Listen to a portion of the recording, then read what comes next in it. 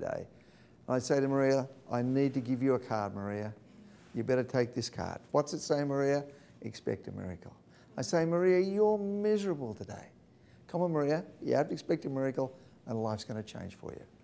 So Maria would go away and come back in, and maybe 2 weeks later, Maria's miserable again. I'd say, Maria, have another card. You've already had one, you need another one. You're still miserable. What do you need to do? And it was a pattern interrupt to Maria, as an example, and Maria started to change the way she saw life. Prior to coming to the US last week, I had a call from a client who's been handing out Expect a Miracle cards for quite a number of years now, after receiving one from me. And he said that he's in a business group, and he said a week ago, he said there was a new member came. And when a new member comes, we all introduce ourselves to the new member and give him our business card. But he said, I always give my business card plus an Expect a Miracle card.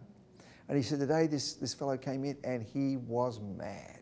He said he was incredibly upset, and he came over to me and he said, I've got a bone to pick with you. He said, last week I met you and you gave me that card that said Expect a Miracle. And when I went here, he said, just left here, he said, my brand new car was total, it was written off. He said, I'm mad with you. He said, I could have been killed. He said, I had no idea the car was totaled, how they got me out alive. And he said, well, what are you complaining about? He said, well, I've lost my new car. He said, well, the insurance company pay you out for another one? He said, yeah. He said, but you're here talking to me. You're alive. May that not be a miracle if they don't understand how you got out of it? And he said, the person went grey and just stood there. He said, I never thought of that. And often things happen that are miracles in people's lives and they don't see it at the time. There's so much happening around them with stuff, for instance, or a relationship or something else is hooked up to whatever it is, and they miss it. And it's amazing how people's lives change and how they can get hooked in from monotony. I remember a number of years ago, I'd flown from Australia to New York, and 33 hours later I arrived at JFK after layovers in various airports en route. And I needed to go to Teaneck, New Jersey. I had no idea where Teaneck, New Jersey was, but it was somewhere maybe an hour or two from the airport. So I went down to ground transportation Thursday afternoon, 5 o'clock at JFK. You know, the zoo is in operation, the human zoo. And there are people everywhere, 4 or 5 deep, yelling out what they want. And I waited there and waited, and I got a couple from the front.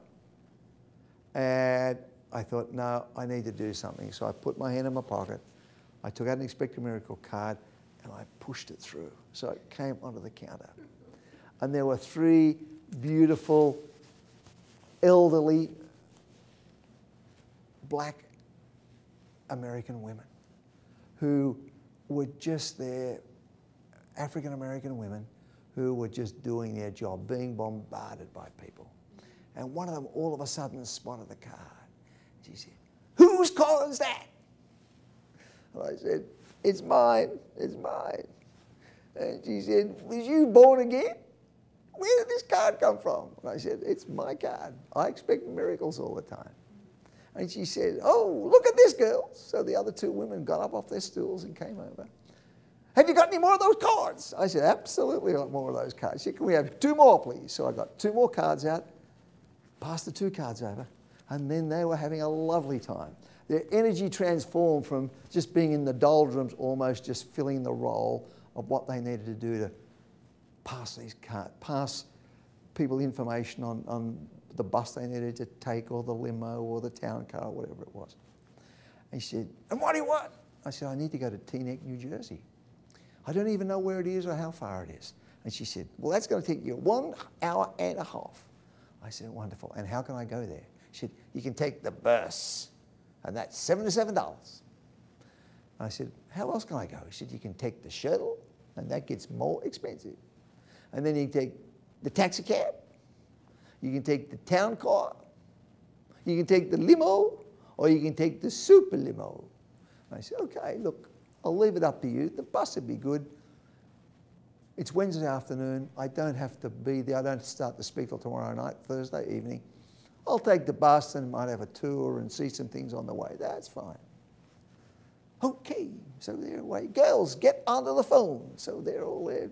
And everyone else is being ignored, which I didn't feel too good about, but they were really enthused about this card. So 5 or 10 minutes later, she comes back. She said, have I got a deal for you? She said, I got you the Super Limo for $77. And this was only a few months after 9/11.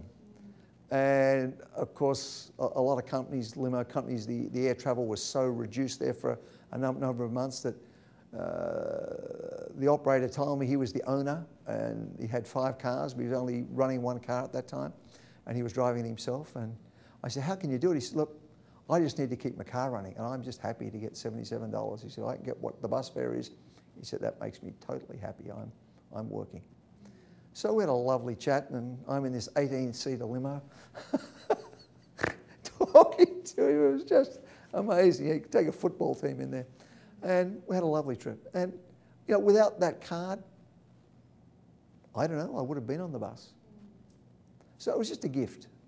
And I've received so many wonderful gifts from people through handing out the card. And I've seen so many beautiful things happen to people in receiving the card. I'm going to be speaking for a group to do a fundraising for research shortly. And there was a very funny story came about a card again here that doing a fundraising event for this group in Australia last year, people were on the floor laughing. And it's just another beautiful story.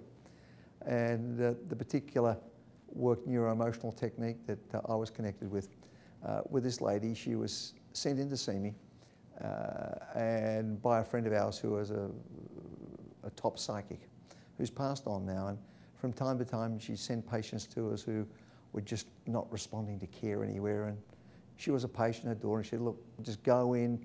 If they feel there's something can be done, they'll tell you. If not, they'll tell you. And this lady came in and related a story to me, and she had been everywhere. And the problem hadn't changed, and she was 29 years of age and just the most beautiful soul. And her problem was that whenever she had sex, she had this immense pain, like someone had a red hot poker which was being rammed into her vagina. So she said, consequently, I just have a relationship, and she said, if I have sex or even just attempt it, it's just this excruciating pain. She said, I'm just so unhappy. So I went through and what she'd done, and I decided I needed to check to see if she had a neuroemotional complex, which I did, and she had, and we cleared that out, and she had a very, very major event in her life, which was horrendous for her as a child. And we went through and we just cleared that happening out. And I said, well, now that's cleared out, your body, the physiology that runs your body will act differently. And I believe now that you could have sex and not experience that pain. So she left.